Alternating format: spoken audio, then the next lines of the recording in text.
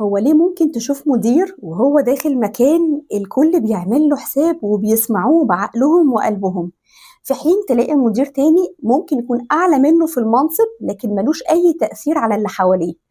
تعالي لي كده مدير لما أقولك إن التأثير الحقيقي عمره ما كان في السلطة ولا المنصب، ده العكس بيحصل. لو أنت بتسمع مدير علشان يمشي كلامه ويقولك أنا المدير، اعرف إنه أضعف منك. التأثير الحقيقي بيجي من مصداقيتك العالية عندهم، لما تكون شخصيتك نفسها هي اللي بتخليهم يسمعوا كلامك. وده مبدأ في علم التأثير اسمه الإيثوس، وده بنشرحه بالتفصيل في البرنامج التدريبي Leadership Inside Out.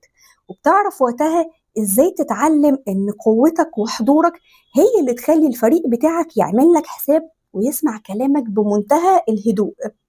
وخطوة عملية تقدر تعملها من النهاردة وانت داخل تدي تعليماتك أو قرارك للفريق بتاعك، اسأل الأول سؤال ذكي زي: تفتكروا ايه أكتر حاجة ممكن نعملها علشان نوصل لأعلى نتيجة من القرار ده؟